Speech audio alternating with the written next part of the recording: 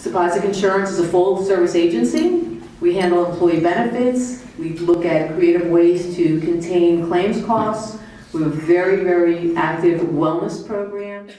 First thing I'd like to do is thank my sponsors. So SHRM has been an incredible sponsor. I have Jonathan as the president. And I was going to give Jonathan a second to go ahead and say something. Well, thank you guys all, for those of you that are TAMSHRM members. Greater Miami Society of Human Resources, thank you for attending. We've got probably about 20 of y'all there, at least from here. The rest of you, we've got a really great group of programs throughout this year. We're really targeting what you need to see, much like what we're doing with them as far as the marijuana presentation. Let us know, because whatever you need, that's what we want to give you. I'd like to also thank Anna Alfonso with Work Dynamics Consulting. She's been an incredible partner as well. So Anna, if you just want to say something.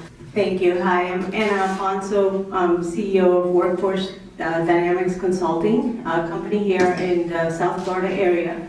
We're helping employers learn about topics such as the medical marijuana and sort of navigate the landscape and take a hard look at their policies and everything else. Good morning, my name is Sonia Roberts. I'm the Director of Human Resources with Tropic Supply. Been dealing with this issue and I've had a couple of instances in the last couple of months. I thought it would be interesting to talk about. Been doing human resources for over 20 years and enjoy it, and I'm glad to be here. Good morning, everyone. Thank you all for being here today. I am a labor and employment law attorney. I head up my law firm's labor and employment practice. We have about 250 attorneys in multiple states, but based here in South Florida. I'm also very excited to be here just because this is another example of where HR is constantly changing. And for those of us who work in that space, I know we find it scary, but we find it exhilarating. And this issue of cannabis, we're about 1.5 years, 2 years into it, and we're really going to be on quite a ride. So thanks all for being here, and I look forward to talking to all of you. Peter, this question goes to you. Medical marijuana in Florida, the landscape. Why do employers even need to be talking about this? Where do you see this going? I have very strong feelings about this issue because similar to other laws that we've dealt with over the years, when the ADA first became a law in 1990, the FMLA in 1993, Affordable Care Act 2010, everyone got nervous in the beginning because we didn't have all these guidelines out there. And that's what people in HR want. We want guidelines, we want focus, we want a lawyer to be able to advise you or an HR consultant to advise you and to say, here's what the law is, here's what the courts are saying, here's what you need to do in HR to avoid an HR problem. Where we are right now, as I said, the codification of the Amendment 2 is still very recent. So we are in a place now where literally we can have changes in the next day or a week. I'll talk later about some pending issues in the courts, but just 2 days ago, the new governor of the state of Florida said, expect major changes to our marijuana statute very soon, which means there could be a news event today or tomorrow where you're going to read about a pending appeal regarding the marijuana ban in Florida. The governor and the state is probably going to withdraw that appeal, which means the ban on smoking medical marijuana is going to be deemed unconstitutional. When that happens, it's going to invite many other workplace issues. So where we are now, very fluid, a little bit unpredictable, but I think all of us may share a view as to where this is going to end. And I think where it's going to end, a few years, 5 years, 10 years, is full legalization in Florida and elsewhere. Anna, recruiting and retention has been a big topic for many, many of us. And being a cannabis-friendly workplace, how do you see that as the future? You have to think about two things. Like Peter just said, this isn't going away. This is a topic that is only going to expand as years come. And it's probably going to become socially acceptable for people to use marijuana. So what do? You have a talent pool that is really tight, particularly in Florida. Last I heard, or last I reviewed, the Bureau of Labor Statistics said that 2018 was another record year for talent shortage, not just in Florida but nationwide. So how do you balance your policies with the fact that you need to attract and retain talented people? Much like ADA, you would not fail to hire a person with a disability because if they met the performance standards that you were looking for in the position. So I think that companies need to, first of all, take a position. Not every company is the same in this topic. If you have drivers, if you have, labor, if you have somebody on a forklift, those kinds of things need to be taken into consideration when you take your position.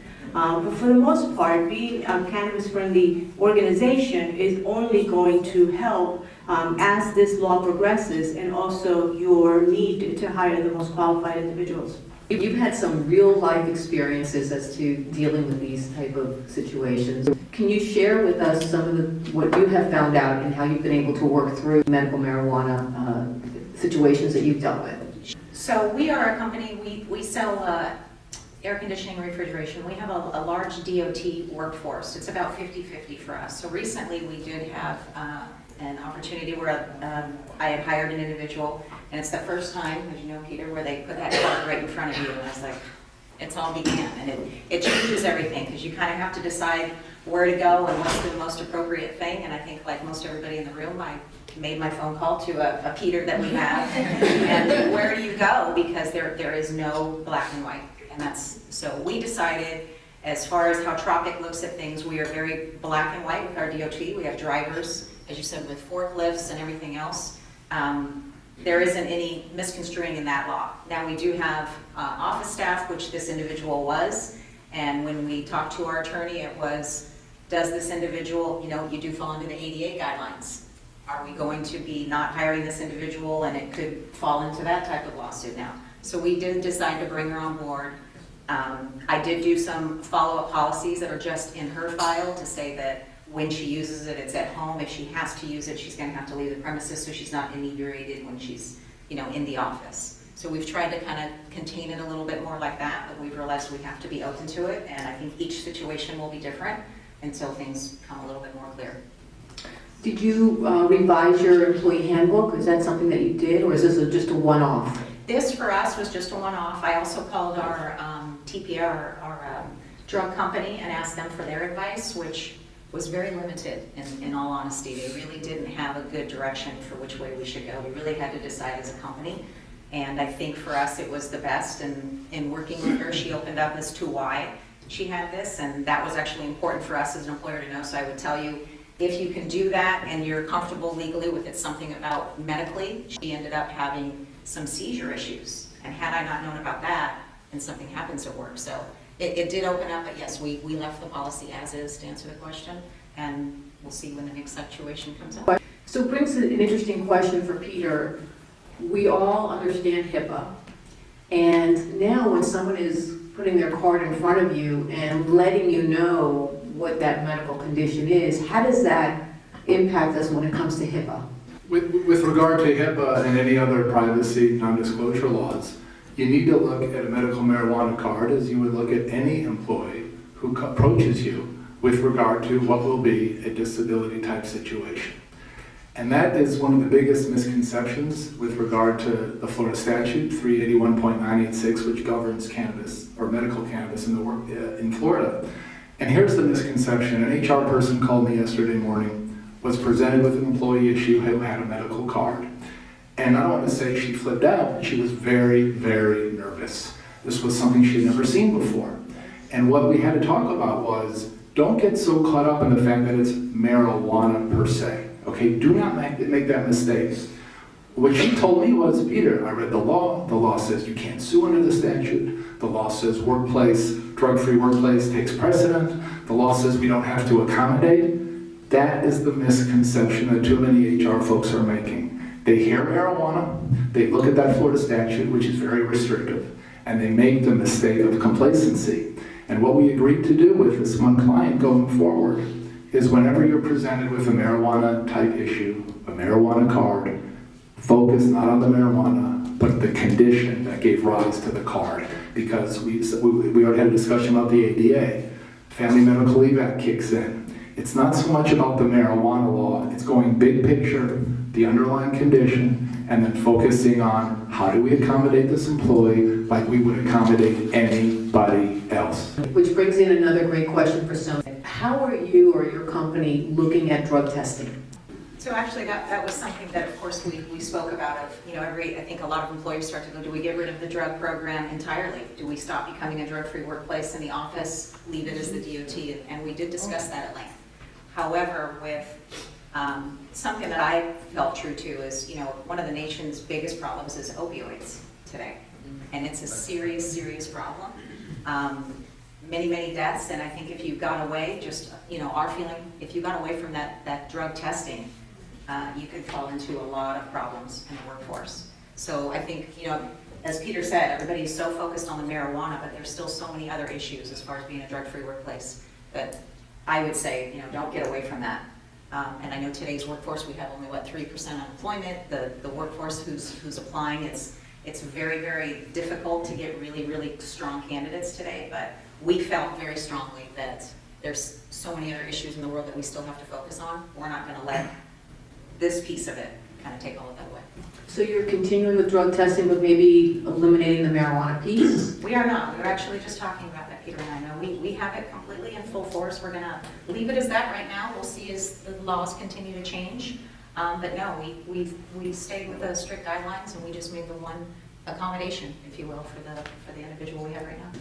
Peter, as we're navigating through this whole process, I'm sure a lot of us are thinking about what do we do when we have an employee that has a medical condition that does use medical marijuana and we need to terminate them? What is the protocol and how do we protect the company upon termination? Well, here in Florida, again, the termination part is relatively straightforward. Based upon the statute that I referenced, if you do drug testing, and if it's a legitimate drug testing program under Florida Statute 440, and someone fails that drug test, regardless of a marijuana card, regardless of prescriptions, regardless of whatever their issue is, you have the right to terminate that employee. That is the law today. If you want to know if that's going to be the law next week or in 2 weeks or in a month, I have no idea. And I wasn't being facetious before when I said check the news when you go home or in the car after this, because something's coming down very quickly on some of these issues, which is again scary but so exhilarating. So how do you handle a termination? Like you would anybody else. And remember, if there is a termination, it's not because of the marijuana per se, it's because of failure to follow a policy. In most cases, it will be a drug-free workplace policy. It's really beyond just the drug testing. We're getting faced with individuals that we are aware that they are using medical marijuana, whether it's for Parkinson's disease, epilepsy. So we're being made aware of that. So they're working already. We've made the decision to allow them to work. Again, as employers, from a documentation standpoint, what are you recommending for protection of the company at the time that you may have to terminate that employee? It has nothing to do with the medical marijuana, but they may want to use that as a cause. Is there some tips that you could give us on that? And I agree with what Rachel said. Don't forget that it's not just the marijuana. How do you protect yourself as a company? And it's what every attorney and every HR consultant and everyone has always told you, and SHRM tells you all the time. The importance of documentation, the importance of performance being documented, the importance of an employee understanding that progressive discipline is applied to everybody at the company, and you, Mr. or Mrs. Employee, with or without a marijuana card, with a prescription for something else, we don't care. We're going to treat everyone uniformly. And that, again, is another misconception we see so much in HR today, unfortunately, which is this term that I wish I could destroy and take it out of our lexicon, at-will employment. It is a huge, huge misconception, a misnomer, and for you to treat any employees today cavalierly, without documentation, without going through a progressive discipline process, that is a huge mistake. Again, I probably handled over 1,000 lawsuits in 26 years. I've never seen the at-will defense work in this context. It's a lovely term. It's almost as silly when people say right to work state and they interchange the two. They have nothing to do with this issue. HR needs to treat every employee the same, have your policies, and make those policies clear and implemented fairly. Anna, while we're talking about policies, employee handbooks, what are you recommending for 2019 as a review for employee handbooks, and what are some of your tips and recommendations for that? One of the things that I recommend my clients is, this is a great opportunity for you to look at your drug-free policies and make sure that they're not substance-based, that they're impairment-based. Because if you address the impairment in the office, then you're automatically addressing all the different reasons why a person would be impaired. Say a new dad, has a new baby boy, girl, in home, 2 months old, 1 month old, and he hasn't slept for 3 days. Do you think that person is not impaired? Do you think that person is going to be ready to handle a forklift and not be so tired and overwhelmed that there's a problem there? So focus on impairment, because it doesn't matter what the reason is. The one thing employees cannot be is impaired in the workplace. I think Sonia makes a very good point. In her company, there are DOT issues. I have clients who have FAA issues. I have clients who have issues as federal contractors where you just don't have the flexibility. But to those in the room who are a private employer and you're not a federal contractor, you don't do a lot of business with the state of Florida, to me, in my opinion, pre-hire testing is a waste of time. It is contrary to the best interest of the company. And if you do exactly what Anna was just saying and focus on impairment, okay, that is what you need to do, and you will not be in a worse off condition. People say to me, but Peter, what about the workers' compensation premium and our insurance? I say, you compare that discount. Go back and run those numbers and compare that with the value of talent retention. Compare that discount with the value of keeping a good, happy workforce. Wall Street Journal on Monday had an article. Last 25 years, more people are resigning their positions than ever before and leaving companies to go laterally or to improve their job status. Companies are having problems finding good people and keeping good people. And if you do what AutoNation did, which they took the marijuana off of their pre-hire panel, their testing panel, they just removed marijuana. That is what you need to do, or at least consider. And please don't think, well, what are you saying? We want employees to walk around under it. No, that's not what we want. We're not looking at people bumping into each other or being high at work. If you do the impairment plan that Anna spoke about, you'll catch it anyways. There is no protection for people to be under the influence of anything at work. And my biggest objection to some of the pre-hire drug testing, and a CEO brought this to my attention years ago, it focuses on the illegal stuff. That's what it focuses on. What about prescription OxyContin? What about the employee, I had this 2 weeks ago with a client, who drinks at breakfast and then shows up at work inebriated? What about the employee with medicinal marijuana, but it's having a negative impact on the workplace? Those are 3 legal in Florida substances. That focus, again, impairment, I don't care what the source of the impairment is, and I don't see what the benefit is, practically or legally, unless you're one of those exceptions like we just spoke about, to do pre-hire testing. I think it's a big mistake. Once again, with recruiting and retention being so difficult for many of us, trying to develop that culture within the workforce is something that I think many of us are considering. Could there be some ideas that you could bring to light that could help develop that type of culture within the organization? The most important thing that you can develop is a culture of trust, where employees feel comfortable coming to work every day and trusting who they work with and who they report to and their HR team and everything else.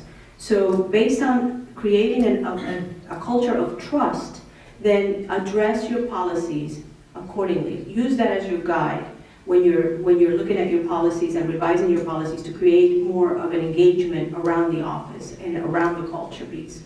But just remember that even though you may change your policy to impairment, that doesn't mean you can't have a drug-free workplace. You're not going to allow people to come into the office and be taking substances that make them a liability for you, quite frankly.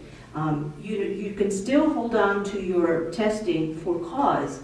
Somebody falls or somebody does something in the plant that warrants you to say, I have cause to test this employee. Those things should not go away. They should never go away. But in building a culture of trust, if it's not necessary for you because of all the categories mentioned by Peter earlier, for you to have a welcome to the company, let me test you for drugs, that's kind of, it sends a social message of your progressive environment. So if you want to be more competitive, if you want to hold on to your people, just focus on the fact that everyone's an adult, everyone comes to work, and it's their responsibility not to be inebriated, or not to be under the influence, or not to be impaired in any way, and to give you, 100% performance. That's the name of the game here, right? That's why they come to work.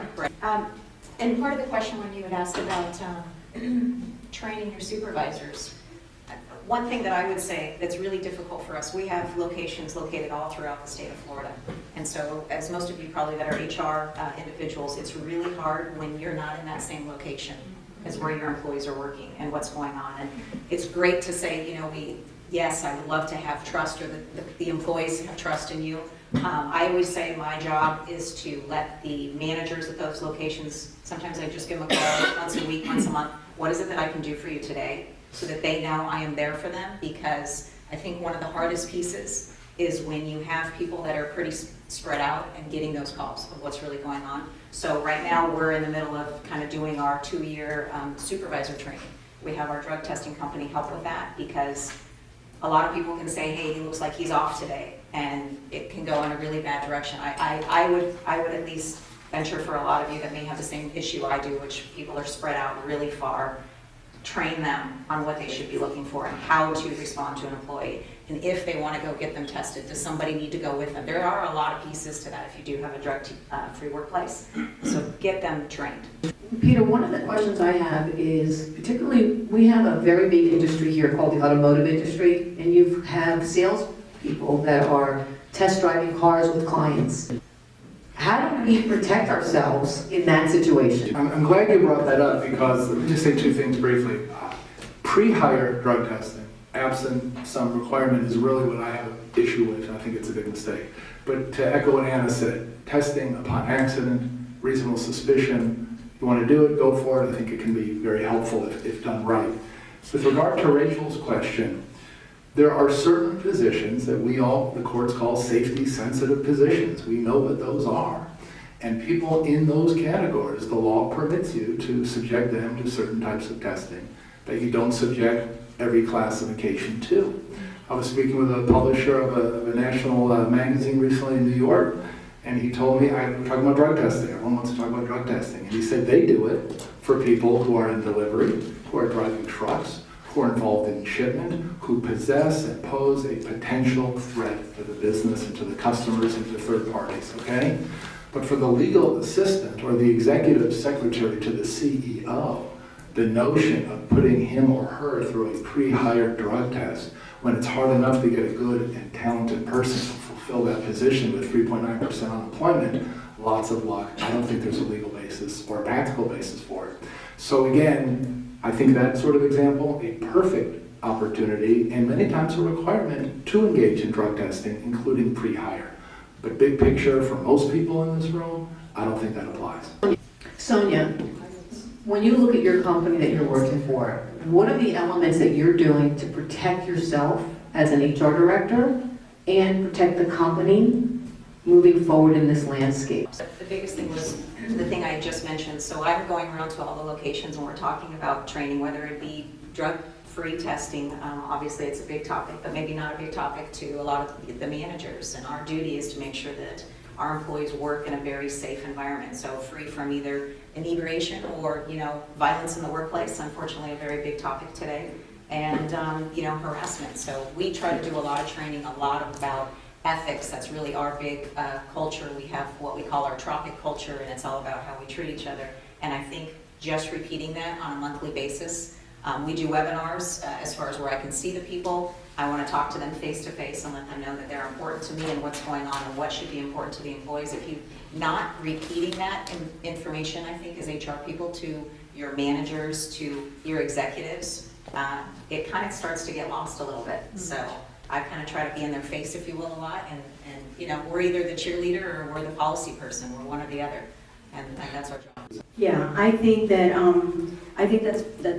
really great that she is doing ongoing training with her managers in this way, because the more you explain to them and have conversations about, what they're really looking for in an individual, the more you can make sure that your workplace is safe from impaired individuals causing harm directly or indirectly to other people. I think that, testing on suspicion or even random testing can be done.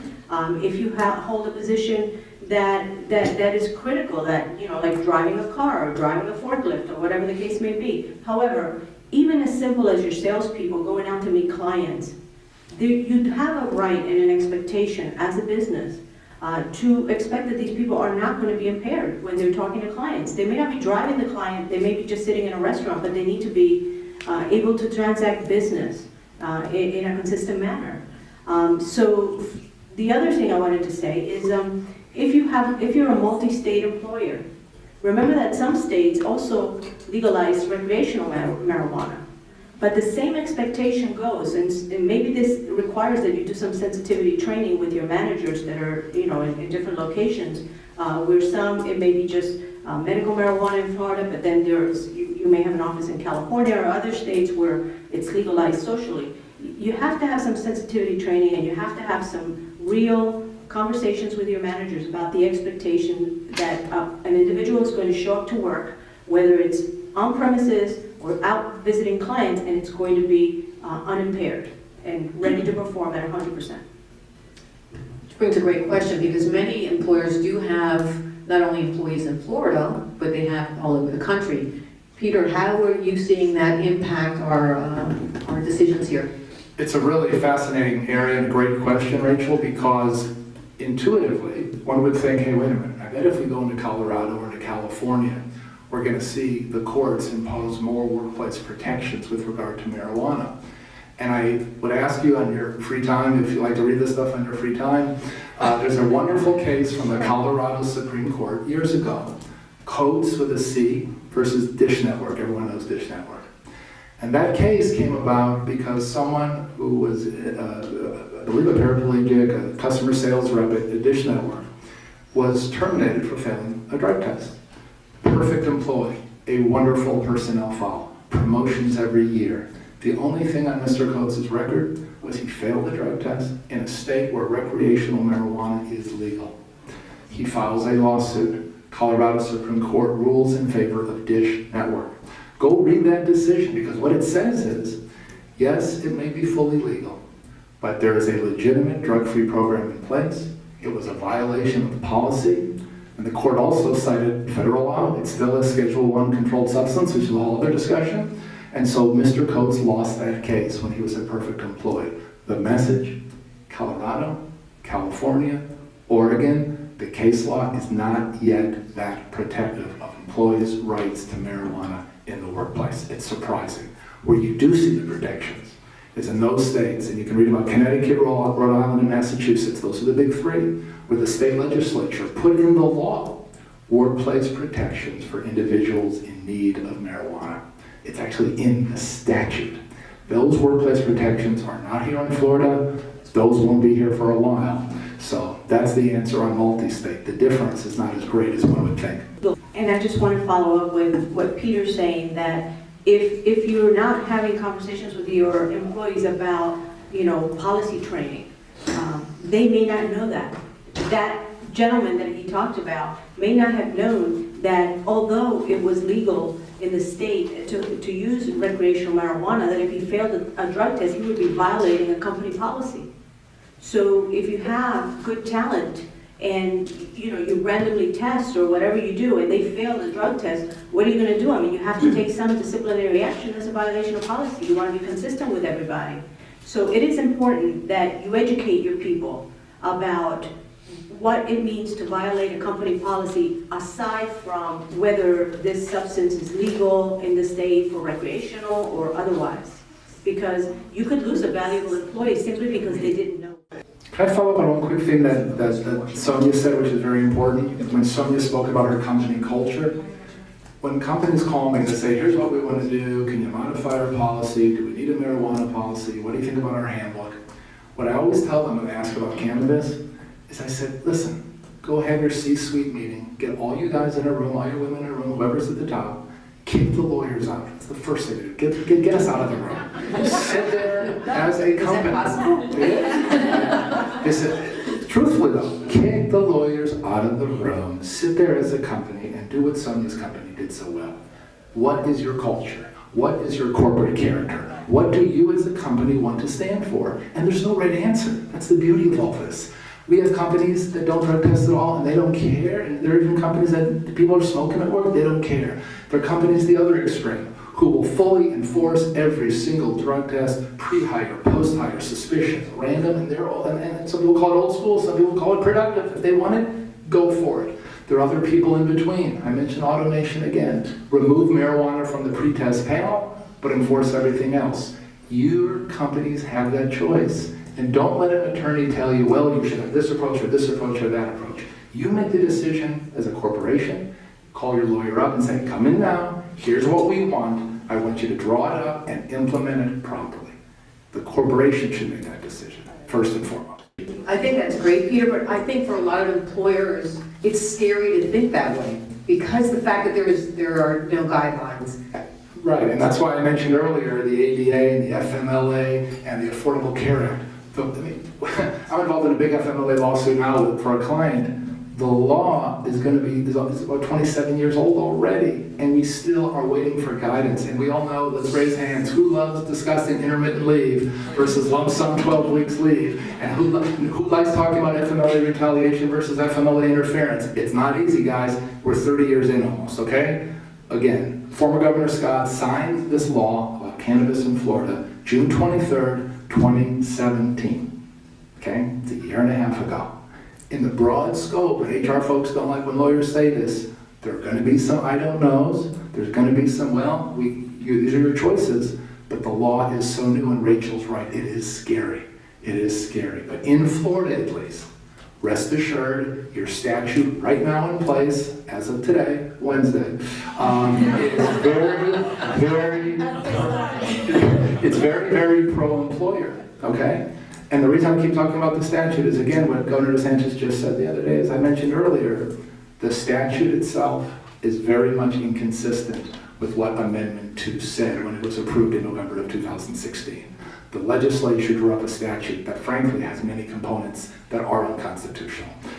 And that's another example of, hey, we're relying upon a statute which is about to get changed again. Scary, but it's reasonable, it's doable, and just keep it done.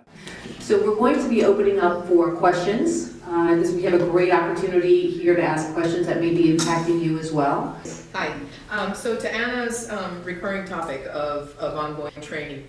So if you, as an organization, do not have specific language in your drug-free workplace policy at this point, would it be safe to train managers to follow like the protocols that you normally would for any ADA compliance requirement or open dialogue? Do you want to talk to somebody in benefits? You know, don't get into the discussion, protect the privacy, but put them into the right area, if you will, of expertise. Well, yeah, and you may have a duty to accommodate that employee. Yes, Absolutely. But following those protocols kind of keeps you safe until you have specific language maybe around any of the medical marijuana Right. or impairment. And again, focus on the impairment. Anytime anyone's impaired, the manager should be either reaching out to HR Right. or saying, what's wrong?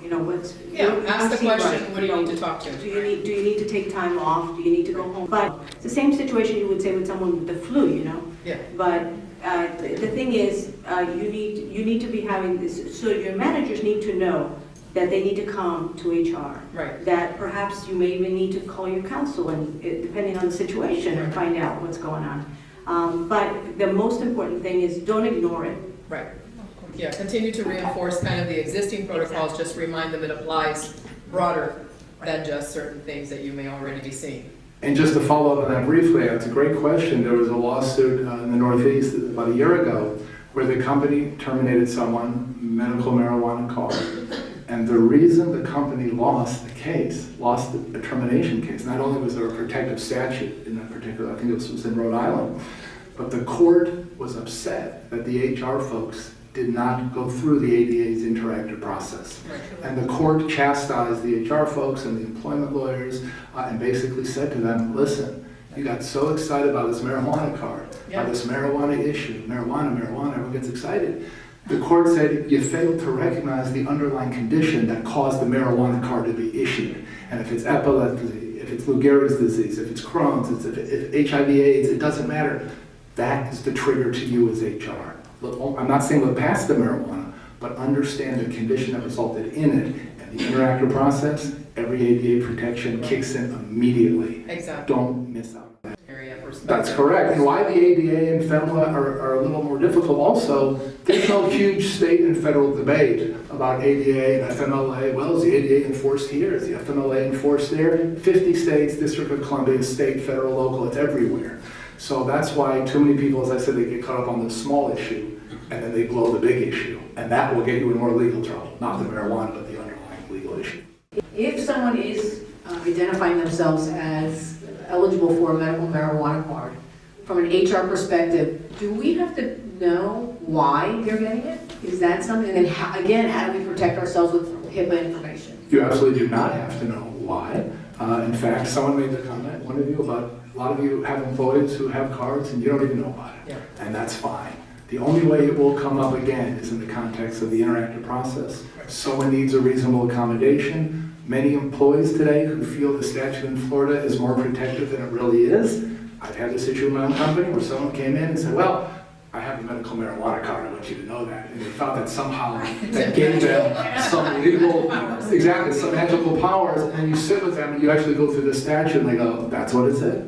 The statute says that. They don't even realize it. So proactively, I don't recommend getting involved and asking what's the condition. Wait for the issue to arise. Inevitably it will. But all of that still should be self-disclosed, right? Because it's incumbent on the employee. It's not for us to assume That's as correct. employers that there is a situation, that the employee has to self-identify. That's correct. And as I said, more and more employees are coming forward. Right. And it's your job in HR to let them know, okay, you have a card, congratulations, wonderful. I have a card too. I have a card for my voting rights. And everyone has cards today. That's wonderful. But let's talk about the legal issue. Let's talk about what they need. Where do you start the conversation at the recruiting? Yeah, but I think the initial question also was, do you recommend amending or putting something in that Even conditional in the offer? offer, the conditional offer of And employment. my recommendation is not to do that because of the slippery slope issue. Because if you're going to start talking about marijuana, are you going to talk about prescription opioids? Are you going to talk about alcohol? Are you going to talk about other types of things that could come up? Are you going to talk about, this is not a joke, internet, social media addiction? Talk about an impairment that doesn't get enough attention among drivers, people in construction, federal employees. We've done probably 3 terminations since the new year for clients because of a social media addiction on a phone at work, and that is as much impairment, apologies to the doctors, but it's true, that is as much of an impairment as many other things. So the answer is, I would not amend it at this point. If the statute does become more protective, which when it happens, we can revisit that issue. We're in Florida, and right now it's only medically approved. Employers lose the sight of the fact, because of the newness and the infancy of it all, that you're talking about medical conditions. You're not talking about necessarily strictly drug issue, versus thinking about the fact that they have an employee with any other medical condition, whether it be diabetes or epilepsy or something, again, with a prescription opioid. None of us would normally even know any of that, but we're being triggered by the fact that we're worried and we're thinking, the employers are thinking of it from a drug perspective, an illegal drug perspective versus a medicine perspective. I agree with you 100%. That's exactly what the problem is. Losing sight of the bigger, legal, immediate issue. And it's not the marijuana. You have a situation where an employee shows impairment or is perceived to be impaired, an incident, accident, whatever, because marijuana stays in the system for so long. Obviously, there's only in certain tests, they're not going to be able to identify whether they're impaired, only that they have used marijuana up to 2 weeks prior.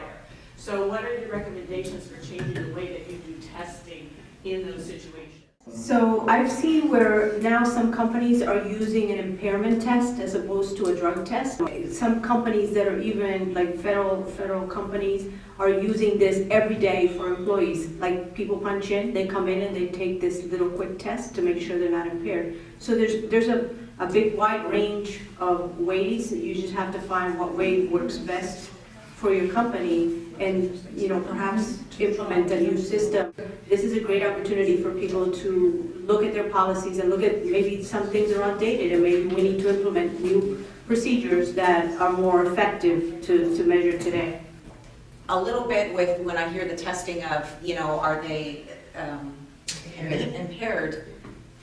For me, that's it, and again, it's completely different, like Peter said. So depending upon what type of organization you have and what impairment levels you're talking about, it's incredible that I don't think people understand some of the difference of how long, like you're talking, it'll stay in your system. But some people think tomorrow they're okay, and they may not be. The question is basically, employee comes to you with their medical marijuana card. As an HR, your question is, okay, why do I need to know this, or what do I do? Correct. What is your expectation as an employee now that I know this? That's a great question. I'd say that's very situational, and it really depends on how it's brought up. If it's brought up with, I have a marijuana card because I have XYZ condition, that's something. If it's, I have a marijuana card, just like Peter said before, great, keep it in your pocket, We have a drug-free policy. Is it worth at that point explaining the drug-free policy or talking about impairment on the job when the person just voluntarily comes up to you and says, okay, hi, here's my card? I can see them all checking off the boxes, and then they'll tell you, HR keeps policies, I don't even know where they are. You certainly have the right to have that discussion, by the way, to answer, Okay. in terms of, that's not retaliation. No, it's They just- brought it up, as I said, they're gonna bring it up, and that there's no such thing as too much training. There is no such thing as too much training. And let me throw out one more thing out there that I've been doing with a lot of clients lately in light of the cannabis freakout in HR.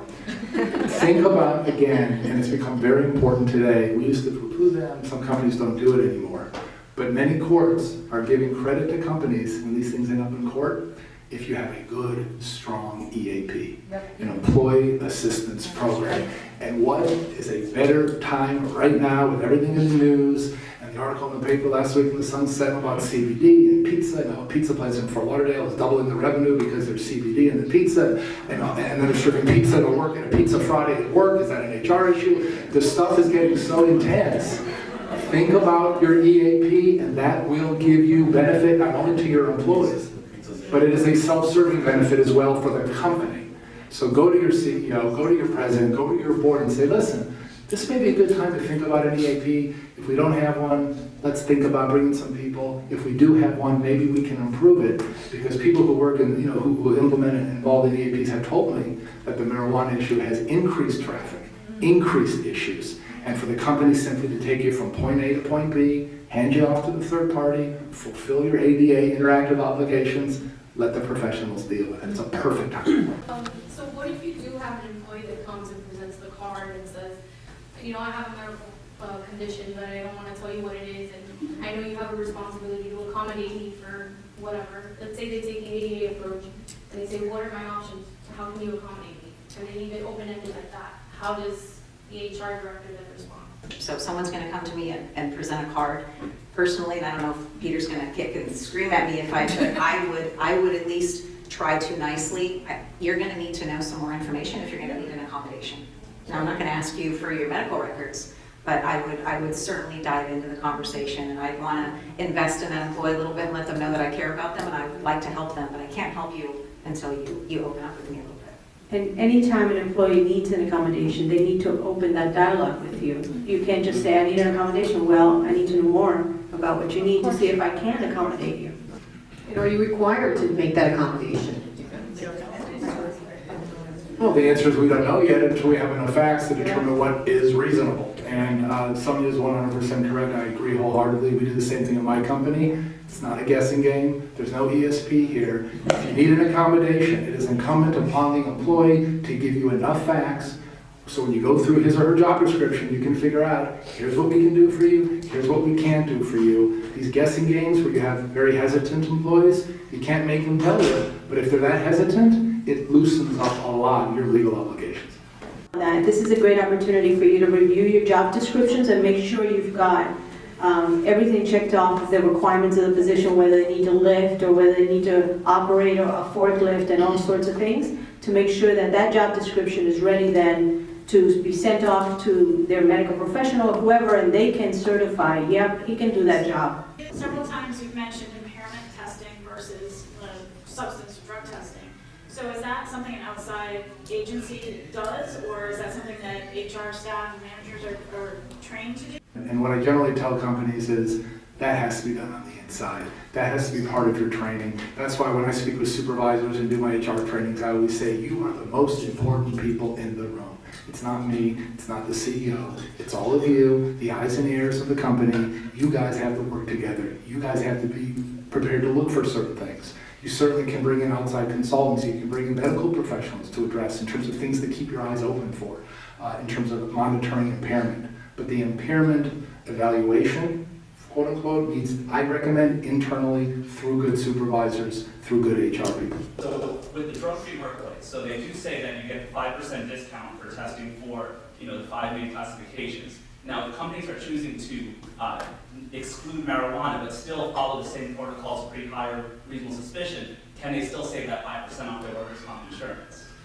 It's so funny you just said that. We had a debate last night in my department at work about this very issue.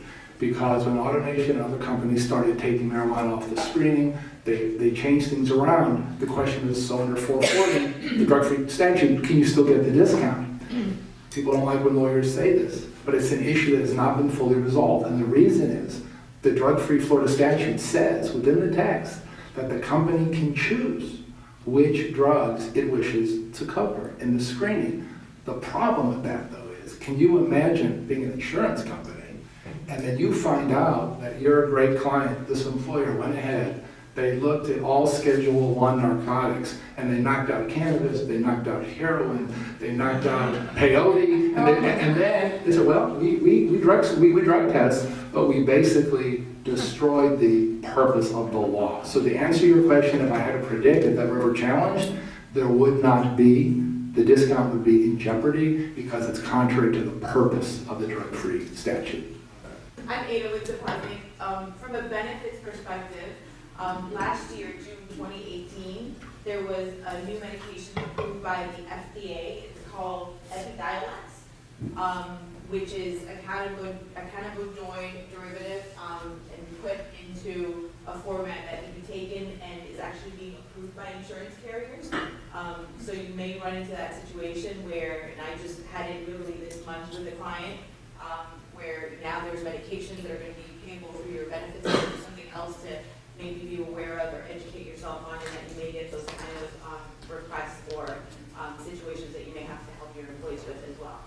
Yes, and I've read some things also that drug companies and insurance carriers are now considering the value of medical marijuana versus the expense of some medications, and how that would be something that they could steer the individual into, sort of like steering them into genetic medicine. So just be aware of that all of these things are still in play, and it wouldn't be too far-fetched to say, well, the insurance will only allow me to use marijuana for my medical condition. So part of our goal here, as Sapasic Insurance and as everybody sitting here, is we understand that we are in a time now, especially with human resources changes going on, evolution of healthcare, evolution of marijuana, training issues, difficulty recruiting and retaining employees. So we are continuously doing these type of seminars. I'd like to would love to thank my panel, Anna, Sonia, Peter, you guys were great information. But again, I would like to thank each and every one of you for taking the time to come out, and we hope that this was a beneficial time for you as well. Have a great day.